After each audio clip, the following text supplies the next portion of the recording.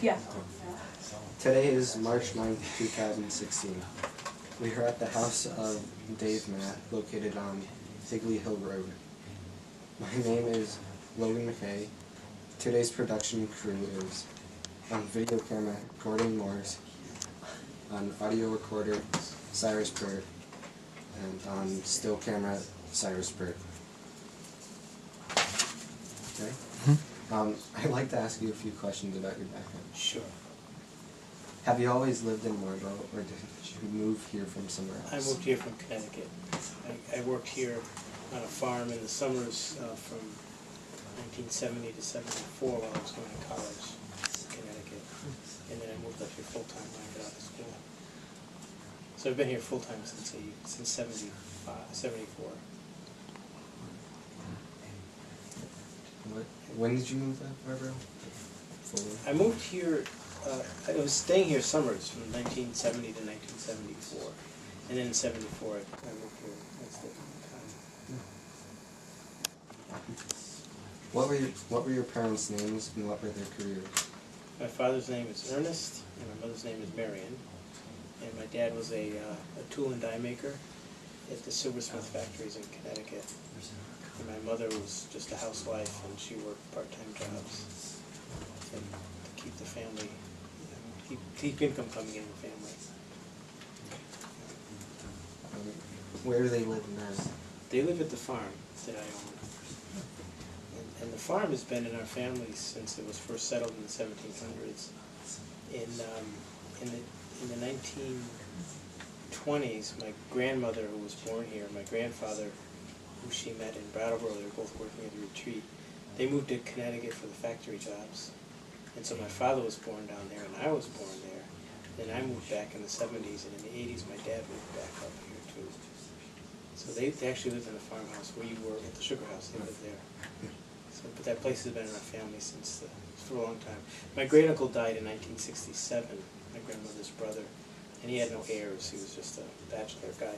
And so the farm, we sort of inherited part of the farm, and my father bought out some of the other heirs. So it came back into our side of the family in 1967.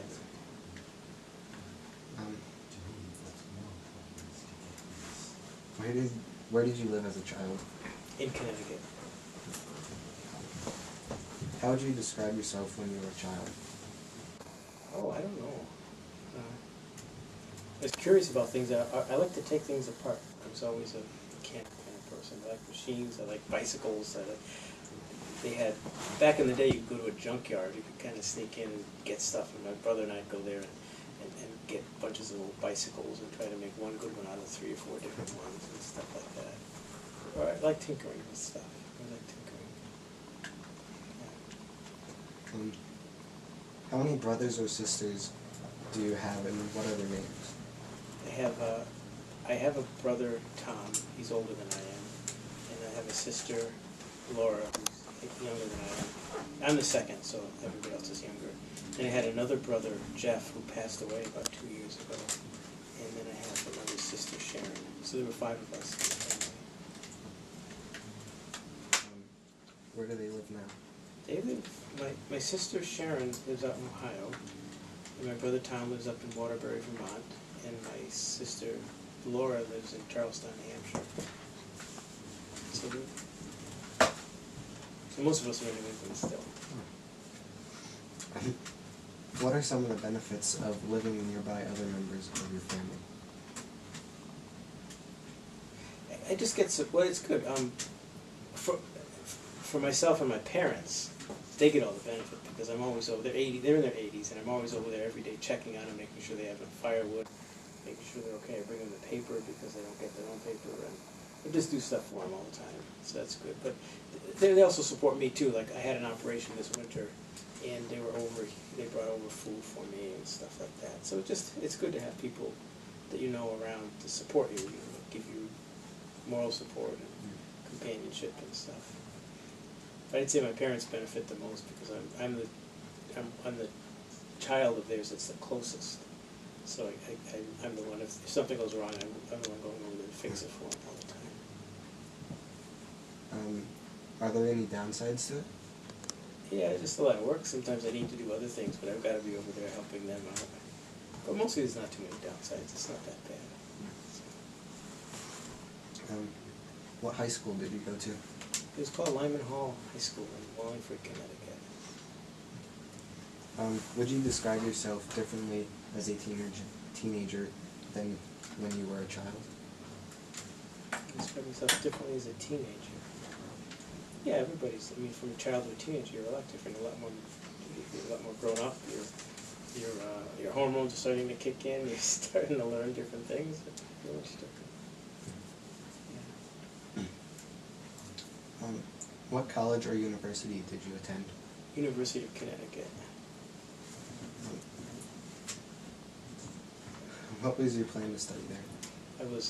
I first entered. I really liked history, and I did well at that in school. So I applied for the liberal arts degree. That was going to be my major.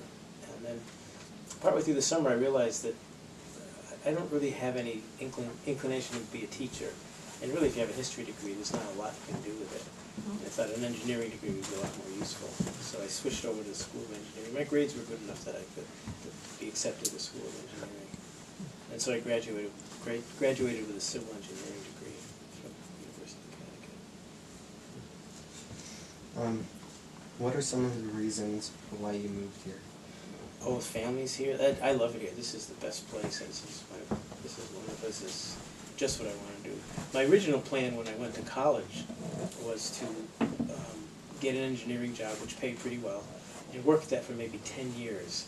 And in that time, save up enough money so that I could be farming at the farm. So I could buy a tractor, I could buy machinery, I could build barns and sugar houses and stuff. So I could actually do that stuff with some money behind me. And it turned out when I graduated in '75, there was a kind of a recession. And there weren't very many jobs open at the time.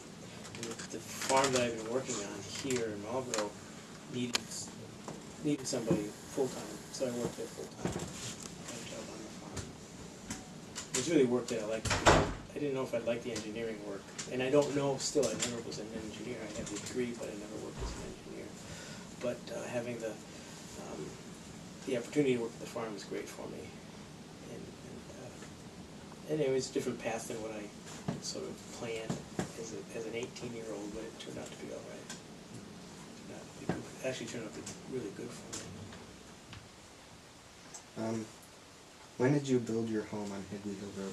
1984. We moved in 1984. May I ask how old you are? 63.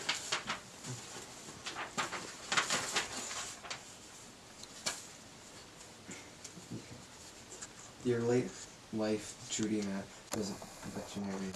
Would you briefly describe her practice here in town? Oh, it was a great practice. It was small, kind of low key, low overhead. She had a really practical sense about animals. She, some people spend thousands of dollars to cure some animal disease, but this is not the place for that kind of person. This is a place for people that like their animals but couldn't spend a lot of money on them.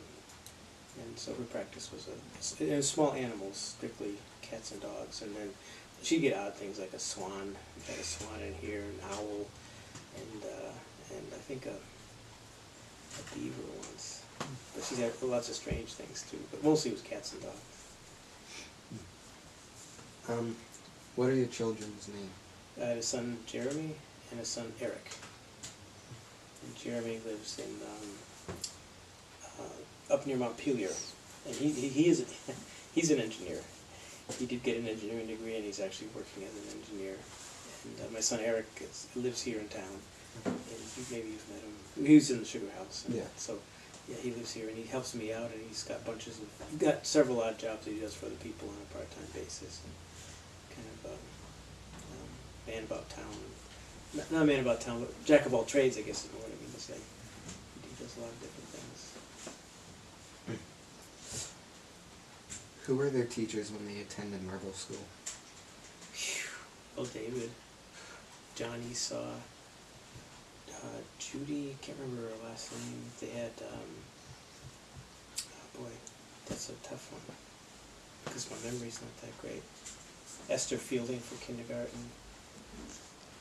John somebody for first grade. Peggy Tiffany was one of their teachers in junior high. Michael Elstein was one of the teachers. Some of those people don't work there anymore. Yeah. How old are they now? Another good question. Jeremy's 35, and Eric is 80.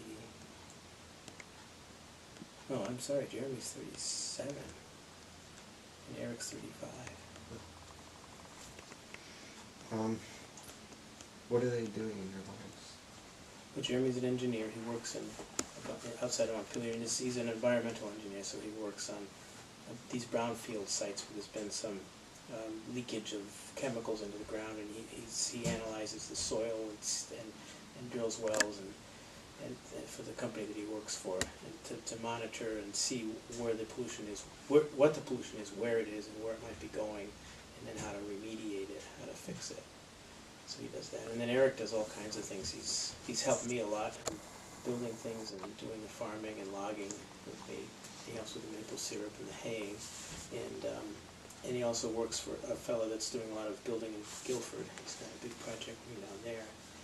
He works for a guy named David Greenlee in Brattleboro near the Thurbers. And David Greenlee repairs old cars.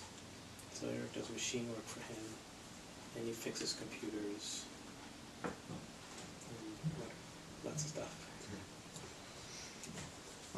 I'd like to ask you some questions about your work. Okay. When did you realize that you were interested in farming and agriculture? I always liked it up here. My dad had a place in Dover, Vermont, a little cabin that we come up to a couple times a year. I always loved it up here. And then when we got the farm, then it really hit that this is what I wanted to do. After we got the farm and we were doing stuff on the land, growing, we grew a pretty big garden, and we had chickens and stuff that we kept. So I guess that was probably in the early 70s when I decided that I really wanted to farm here and do stuff here. Which is about the time that I got into college, and I was telling you that that's when I decided I needed to work for 10 years as an engineer and then get into the farming. And then for a time, and so then I married Trudy in 78, and we lived at the farm before my parents were living in Connecticut then, and we were living at the farmhouse. And we had lots of animals. We had everything. We had pigs and cows, and she had riding horses. We had chickens. We raised turkeys, and I kind of liked all of that stuff. But I realized pretty quickly that what I'm really best at and really enjoy the most is running machinery. I'm really good at running tractors and bulldozers and loaders and backhoes and stuff, and I'm really good at fixing them and figuring out what's wrong and solving problems when they come up. And so kind of, when we left the farm and my parents were going to come up, we left the farm and built this house here. We sold all the animals, and I never looked back. I never wanted to get more animals. I was kind of happy to be out of the animal husbandry business. How would you describe your farm and agriculture practices? How would I describe them? Yeah. You mean like if they're organic or not, or I'm not sure. How would I describe them? Or what do I do? Yeah. I do maple syrup. I do the sugaring, which is happening right now. I tap about 1,800 trees, and we make 400 to 500 gallons a year. Every year is different. This year doesn't look that good. I don't think I'm going to make more than a couple hundred. It's going to be kind of an off year. It has to freeze at night and then be warm the next day. And I don't see any freezes coming up for a whole week. It's getting near the end of the season. So I do that, and then I do, in the summertime, I do haying. And I cut somewhere in the neighborhood of 10,000 bales between the farm and the big field at Route 9 by the passing lane and a couple other fields around town. So we do about 10,000 bales of hay. And in the wintertime I do logging. That he was a machinist in the Navy on an aircraft carrier, and he was the mechanic there, and I learned a lot from him. He had two other people, different people who worked as carpenters, so I learned a lot about carpentry from them. If I had any problems when I was trying to fix up something, I'd ask them, and they'd give me advice, and I learned from them. And he had a couple of people that were good teamsters. Will had carriage horses, like driving carriages around, but these teamsters would actually have work horses. They were Belgian and Percheron work horses, and they'd work the horses in the woods. And then he had another fellow that was working, just doing the logging on his land. And I worked with him quite a bit too, so I learned a lot about logging from him. So pretty much by doing it, just learning, picking up stuff from those people. What animals or crops do you raise? Well, they don't raise any animals anymore, so none there. And the only crop is, well, the two crops are hay and maple syrup.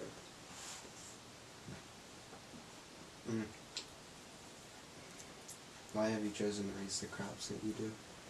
Oh, because they can sell them, because I know how to do it, because I know there's a market for it, and they, it works well. I'm not interested in really in gardening or doing vegetable gardens or vegetable truck gardening, truck farming. We'd be raising vegetables and fruits and people. I want to do the haying and then be done with it and not have to worry about pests and stuff. The haying is pretty, except for the weather, that's pretty difficult to work around sometimes. As far as pests, it's not that much of a problem. You just have to fertilize your fields and keep them dry. Okay. How many years did it take you to become an independent professional farmer? It's sort of regret. Well, yeah. It's hard to say. When my wife was alive and working, her vet business brought in enough money to live on. But I was always working on the farming, but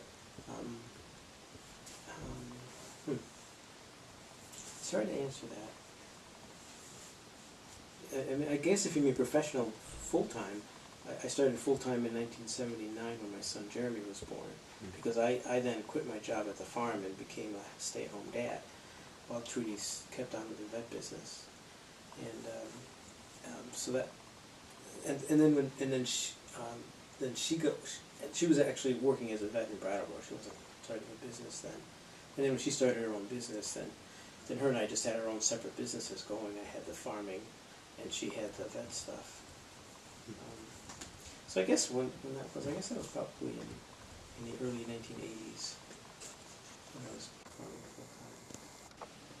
Yeah, at one point, and I was doing a lot of other things too. Instead of just farming, I built timber frame houses, and I did a lot of repair work on machinery in the shop. I did welding, and I'm pretty good with bulldozers, taking bulldozers apart, fixing them, putting them back together, just machinery repair.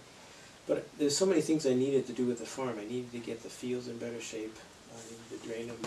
There's a lot of water and soft, wet places, and I needed to get those fixed up. And I realized I had just a certain amount of time left to do those things, and so I kind of cut back on doing these other projects and stayed with working at the farm. And I probably did that in the 90s, I think. I can't remember. I quit working on people's machinery, except on smaller jobs, but I quit doing that as a steady thing, and I stopped building houses. And disappointment is you just can only do so much. But I knew if I was going to be working on people's houses and repairing the machineries, for half the summer and most of the winter, wasn't leaving me much time to fix the roads up at the farm and to thin out the woods and to fix up the hayfields. So. Have you had any other jobs than being a farmer?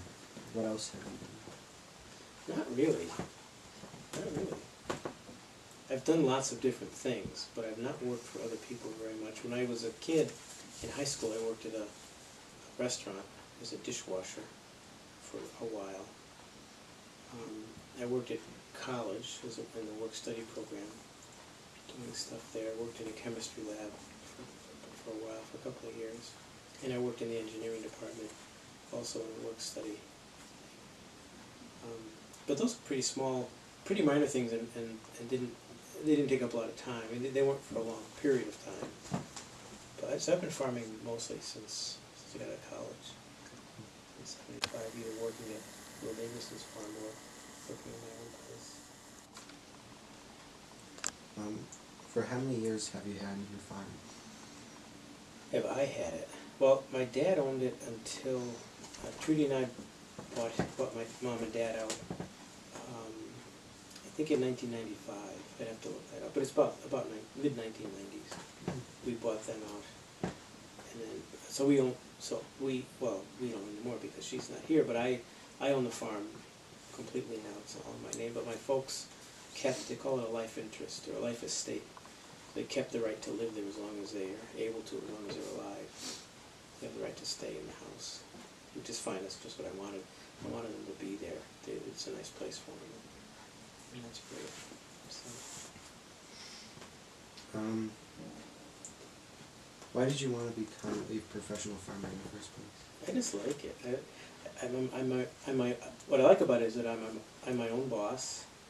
I get to do what I want to do. I get to choose how I work. It's challenging to keep the machinery going. It's challenging to keep ahead of the weather. You're always got the weather messing up your plans, and it's just a good challenge. It's good. Like the sugaring is a good challenge. I mean, there's a lot of equipment in there, and I've got it all working pretty well. I've got vacuum pumps and tanks and automatic draw-offs and a big evaporator and stuff, and I just like it. It's satisfying to do that kind of thing. I get a kick out of it. What are some of the reasons why you have continued to farm? Because I still like it. I just like doing what I'm doing. I really like it. Some people have asked me if I'm ever going to retire, and I say, well, I'm either never going to retire, or I've always been retired in the sense that I'm doing what I want to do. You know, I've never had a job. It's not a job where I'm just putting in my time, punching in a clock, and going home, and I'm glad to get out of it. It's something I wake up every morning looking forward to doing stuff. Looking forward to getting the firewood done. Looking forward to picking stones or clearing up a hayfield or something. So it's always it gives me a good sense of accomplishment. You know, I can do things, and it's on my own land, and I can see the improvements that I've done, and I can relate to them, and I can say, I've done this. You know, it's something that I've changed and created. It makes me feel good.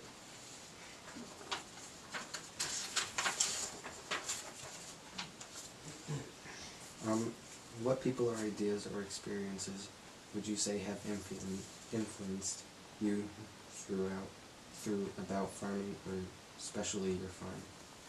I guess the most influence was when I was working at Will Davison's with all the people there that I mentioned before that were so qualified in what they were doing, so good. And also, the first year that I came up here, the first summer, the farmhouse was in pretty tough shape, and we couldn't really live there. So I lived up at the Whitneys on Higley Hill Road with Harold Whitney's, and old timer. He's passed away now, but I would work there. When I get done with Davison's, I'd work on his farm for him, and I got to stay there, and I learned a lot from him about farming, and he was a big influence on me too. But I guess I learned the most, and had the most influence from people who were at Davison's farm, who I worked with.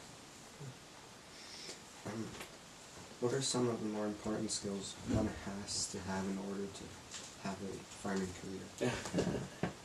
I don't know if it's a skill. You need to be able. You need to want to work hard. You need to want to spend time just doing things. Some of it's drudgery. Some of it's not a lot of fun. Picking stones out of a field is not a lot of fun. It's a lot of hard work. For me, what drives me is the result. When I get done picking stones out of the field, it's a clean field, and it's cleaner than it's ever been. And when I can run my haying equipment across it, I don't bust stuff up on rocks, and so I get a good sense of accomplishment. But you need to be able to repair machinery. You need to be able to operate it safely and carefully, and not in an abusive manner. You need to be able to take care of your machinery and maintain it.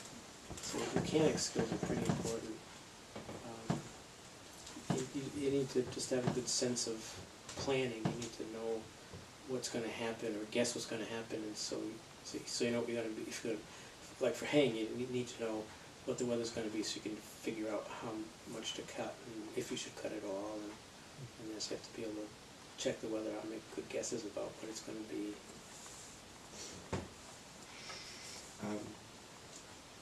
Do you have any employees that help you with work?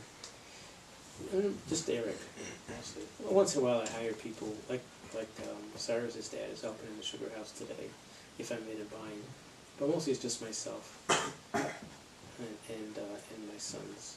Jeremy will come down and help sugaring and be down paying now and then, when he can get away. But it's mostly just us, which is how I like it. I don't really want to be an employer. I don't want to have the hassle of having people there that I've got to find work for, and I've got to do enough work with them so that they earn their wage, so I'm not losing money by hiring them. I just don't want to have that responsibility. Who are some of the people from town that you have employed over the years? Off and on, lots of people. Well, lots. Horace Holzapfel has worked for me quite a bit. The Simon boys, Candy Simon's sons, Jonathan and Christopher, and Candy. Candy's worked for me doing hay. Who else? I guess they live in Halifax, but Andy Rice's sons, Jacob and Gabriel. The Carl and Michael Bills' sons have helped me out. A lot of times it's kids labor.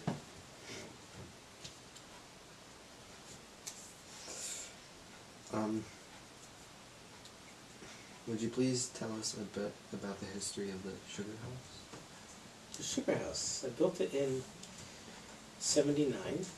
That's when Jeremy was born in '79, and he was born in July, and I built the sugar house. And I got it done kind of in October. So I was building the sugar house and watching him at the same time, which is kind of a challenge, but I got it done. And then in sometime later, I think it was the mid-'80s, I added on to it because it wasn't big enough. And I put in a bigger evaporator because the one I had, it would handle the taps. I could do it okay, but it was taking a lot of time to boil the sap in.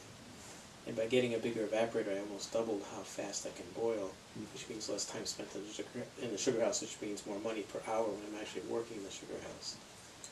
And then in 2003, the section, the new addition that I put on was out over the ground dropped away, so I built up a foundation for the second addition. And I didn't do a good job on it. I didn't settle the fill well. The stone wall was not that great. The building was sort of falling in a little bit. So I took the building all apart and I rebuilt it and added on even more to it in 2003. And how it is now hasn't changed since then. What are some of the main components of making the syrup? The main component, sap. You need sap. Sap and a lot of firewood. It takes a lot of wood to run through the evaporator. Yeah. You mean, is that what you mean? Is that need more detail? Maybe some of the machines. Oh yeah. Well, you need.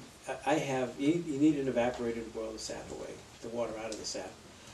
I have a vacuum pump in there that draws the sap out of the trees, and it's working especially well right now because it hasn't frozen for a couple of days.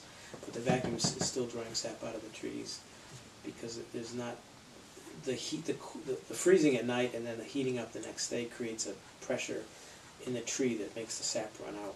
If you don't have the freezing, you don't have the sap running out. So by having the vacuum, I can create that pressure drop to get the sap out anyway. So I have that. I've got a filter press that filters the syrup. A few. I think this is the 4th year we've had it. I put this rig on top of my flue pan that captures all the heat that normally goes off in the air out of the flue pan and turns it into boiling capacity.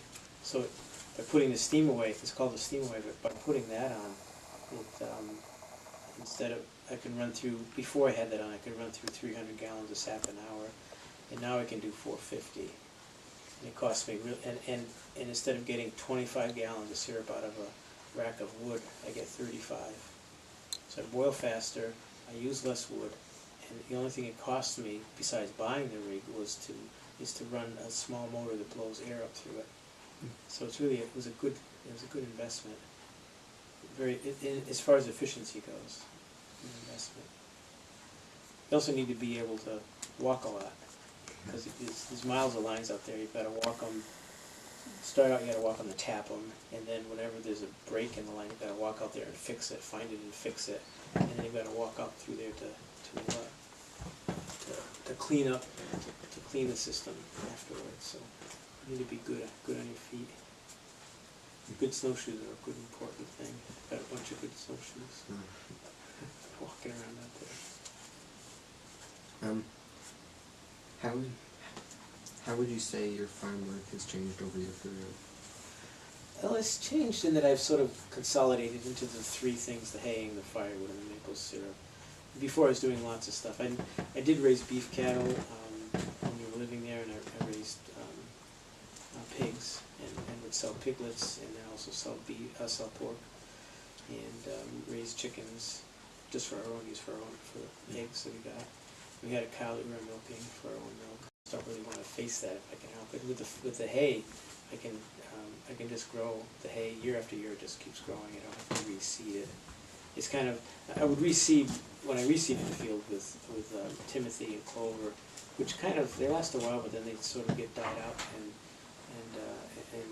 other stuff that more native grasses will grow in. But the native grasses feed just fine. People, the horses and animals eat it just fine. So there's really no incentive to making a new hayfield every couple of years. So that's important to me, to be able to have the crop that I can grow and not have to get into stones. Are there crops that you like to grow but don't?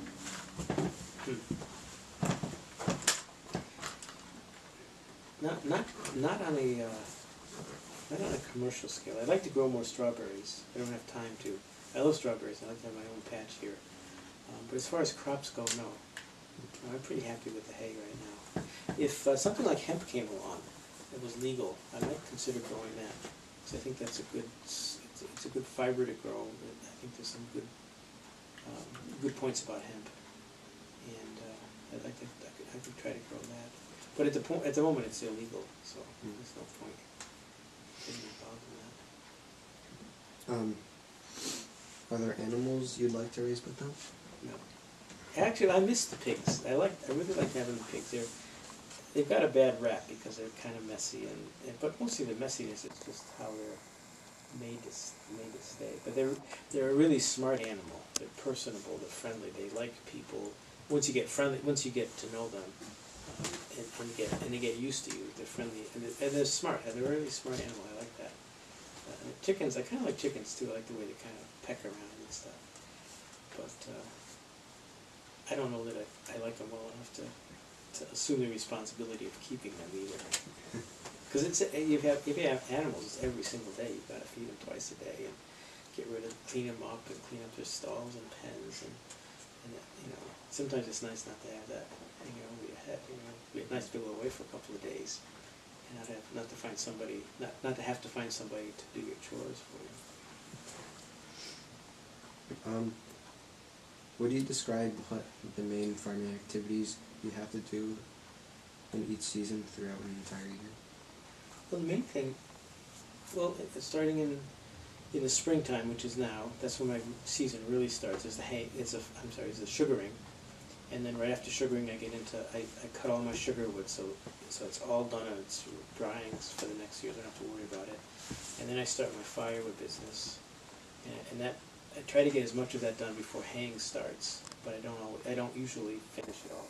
So the haying and the firewood business kind of intermesh a little bit in June, and sometimes even into July, depending on how things go. So, and then after, there's the sugaring, and then sugarwood, and then firewood, and then hay.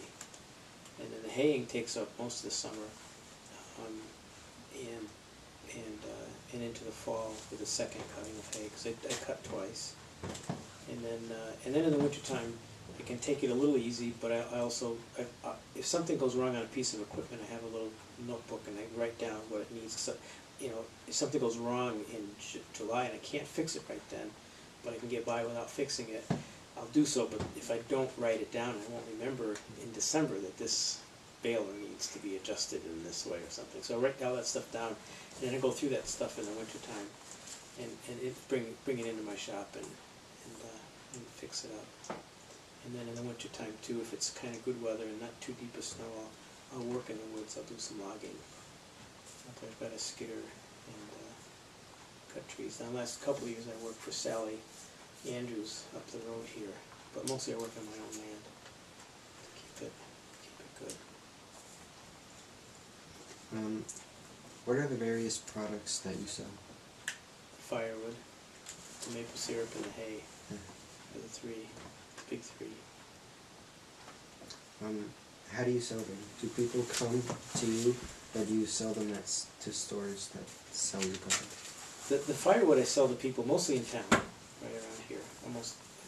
I don't go very far. I don't go even as far as Marlboro to deliver firewood. A little bit in Halifax, a little bit in East Over and South Newfane. And the hay, people come here. They pick up the hay from me. I don't deliver it. And they come from, well, they have the people that are fairly close, and they have horses. And the maple syrup is a mixed bag. I used to sell a lot of Sweeties when they had the store there, but that's closed down. I sell a lot of that mail order, and I sell quite a bit right here from the house. And we're selling it down at Chelsea Royal Diner. Our syrup's down there. And at the New England House, the restaurant just down the road from that. But I'd say most of the syrup I sell right here from the house.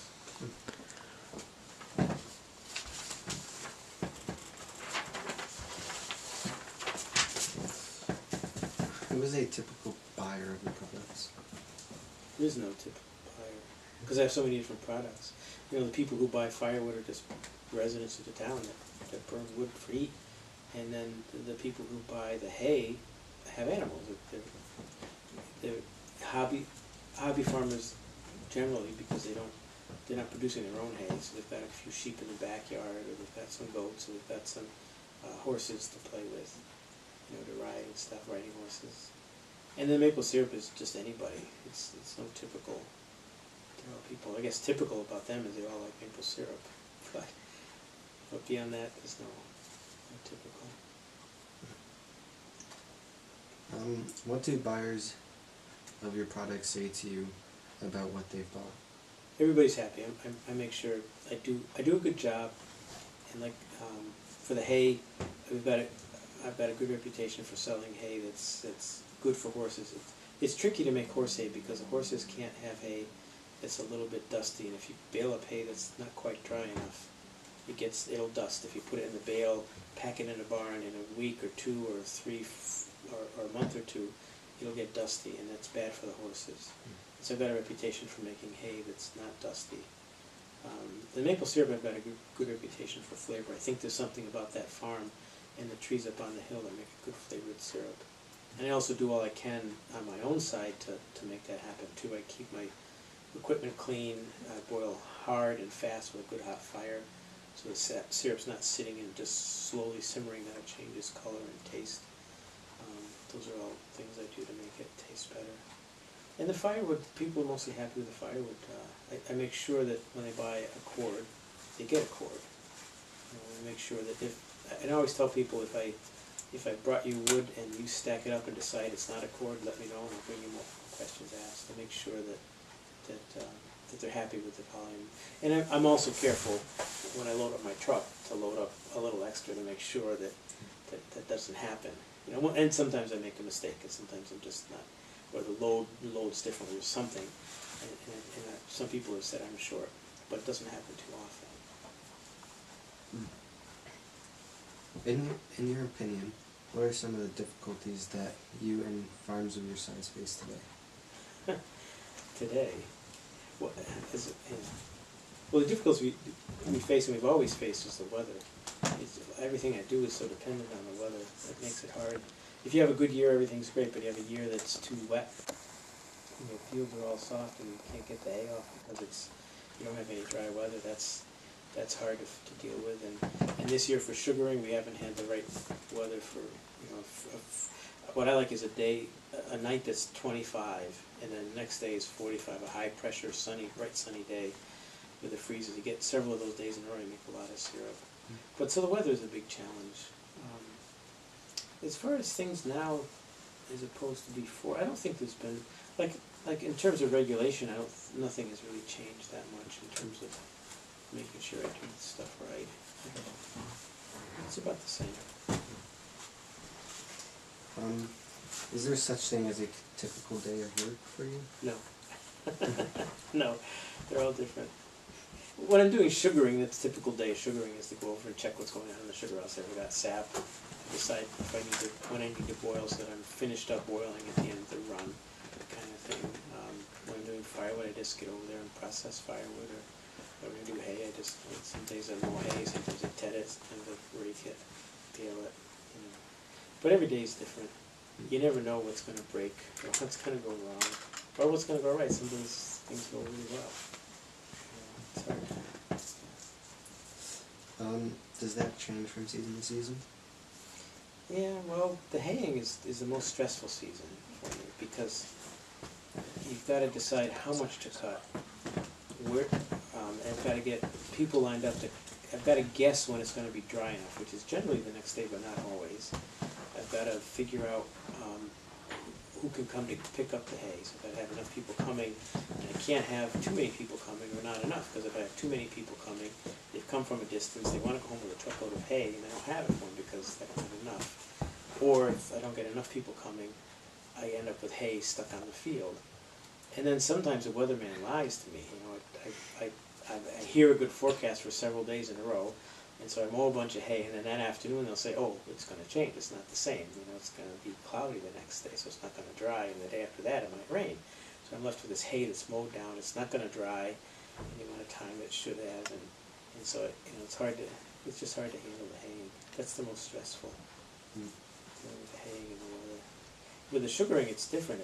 I tap when I think it's the right time to tap, and then if there's sap, I boil. If there's no sap, I don't boil. It's pretty simple. There's no stress about it. I get stressed if I don't have enough sap, but there's nothing I can do about it. So I don't actually get that stressed about it, but that is a problem. But as far as managing it and figuring out what to do, there's no issues. So. Would you please describe a typical day of work from when you get up in the morning until bed at night?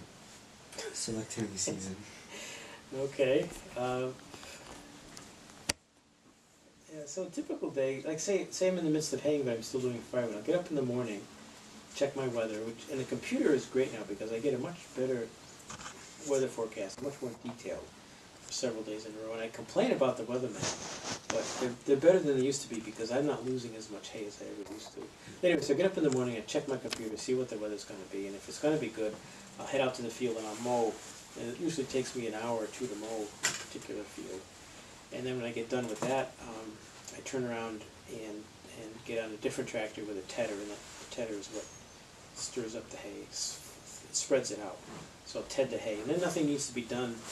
It should be tedded twice that day. So I'll mow it, I'll ted it around 10 o'clock, and then around 2 o'clock I'll ted it again.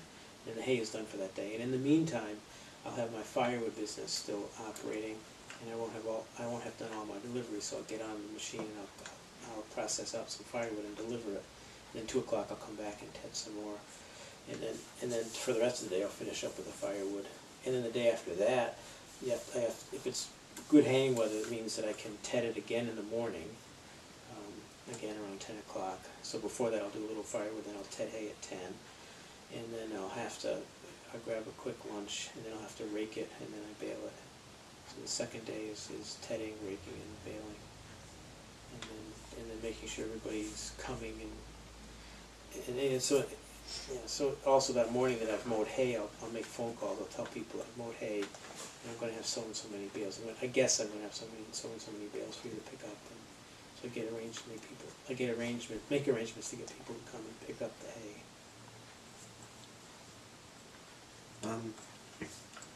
What do you feel are the more important parts of your job? The more important parts? Because my business relies so much on the machinery, that's one of the most important things, to keep my machinery in good shape.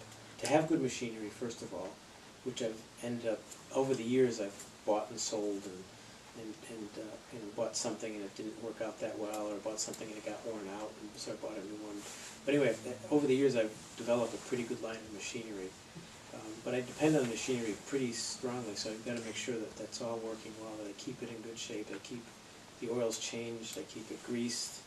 If anything goes wrong, I keep it fixed. You know, that's the most important thing for me, is the machinery, keeping the machinery going.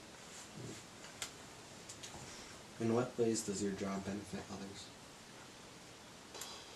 Well, I mean, I feel good about selling all the firewood to people because they're not burning oil. They say a quart of wood is equal to about 200 gallons of oil, so if I sell 300, well, say if I sell 250 quarts of wood, that's what, 5,000? Yeah, 250 times 200. 2 would be 500. 5,000, that's 50,000 gallons of oil that I save people. So anyway, it's that much less fossil fuel being burned. I feel good about that. And I like selling people maple syrup that they really like the flavor of. You know, that's good too.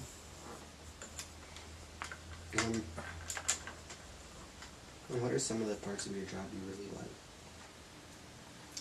I like all of it. Parts I don't like, I just don't like the stress of haying, I guess. But yeah, but I like all of it.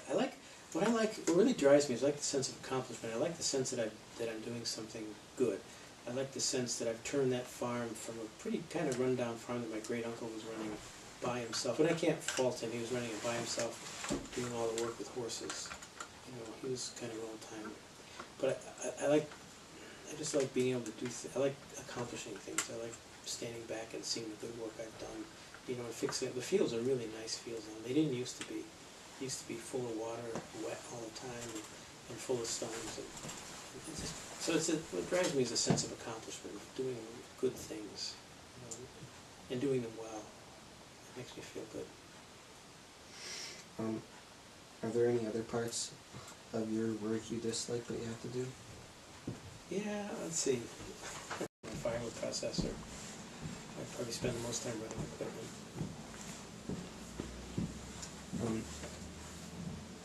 What are some of the ways farm work has changed over the time you've been at it? Well, they've gotten better ways of cutting for the haying part, for sure.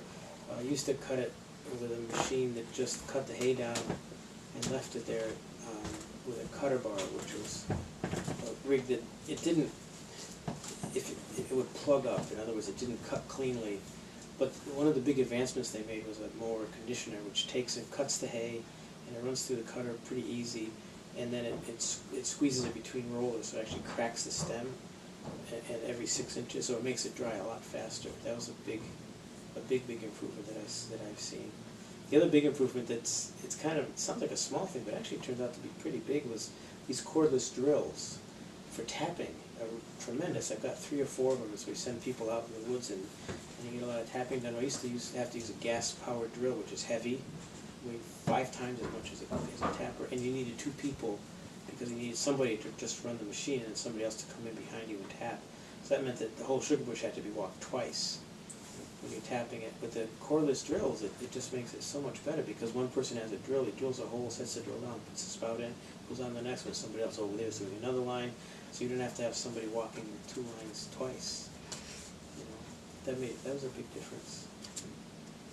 And the other thing that was big for me was I used to do firewood by hand, and I bought a firewood processor, and that changed my firewood business quite a bit. Knowing how to create your products your farm sells is one skill set. Knowing how to sell them another. How have you learned the skills of marketing the products? I haven't learned them well enough. I don't market. I market my hay pretty well, and my firewood sells itself because people need firewood, and I've done a good job of keeping my customers happy. But the maple syrup I don't sell well enough. I'm not the kind of person that does well tooting his own horn. You know, and I'm not good at sort of going into shops cold and trying to sell it. So I could sell more maple syrup, but I could sell that better. but I'm not too good at it. So.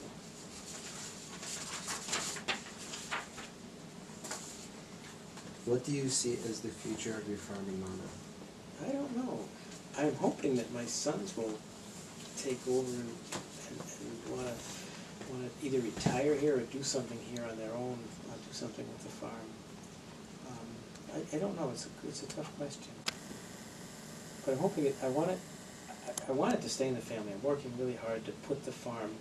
I've dumped a lot of time and money into the farm, and I'm making some money out of it. But I'll never recoup my costs that I've got involved in plowing up the fields and in putting these drainage ditches all over the place and doing all the work in the fields. I won't get that money back, but I'm doing it as an investment for the future of the farm so that somebody else can farm it. One of my sons, hopefully, or granddaughters can farm it and it'd be like a viable concern so they can keep it in the family. That's my whole goal, is to keep the farm in the family.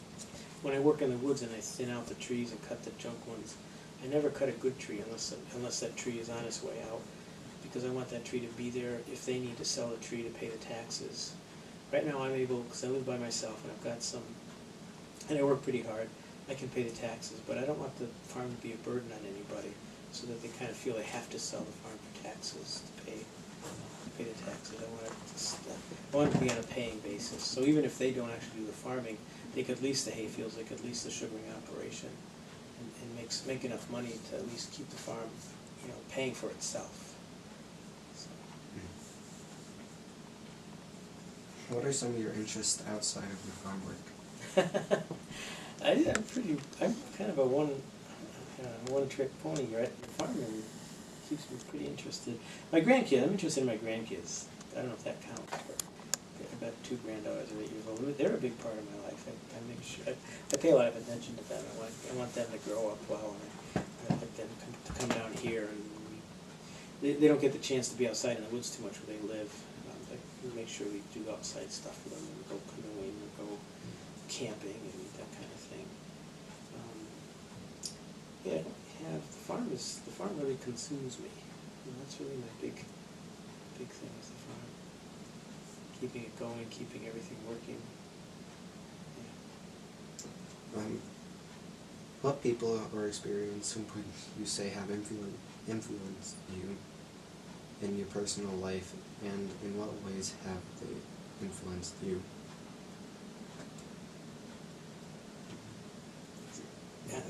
How have people influenced me and stuff? I don't know. Well, I guess I go back to that same thing I said about the people working at Davidson. That was greatly influenced by the people I worked with at Davidson's farm. They were a big influence on my life, but mostly I'm kind of, I don't know. I don't need the influence of other people. I feel, I know what I want to do. I know how to do it, and so I just kind of do my own thing. Anyway,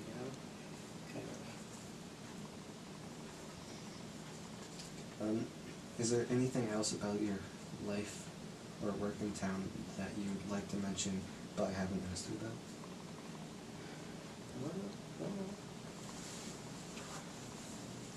I think so. I can't think of anything. You've covered a lot of bases. Thank you very much for your time. You're welcome. That's the end of the questions? Yeah. You did some research on that before you came here. That was kind of interesting. David writes most of the questions. He does? Yeah, okay.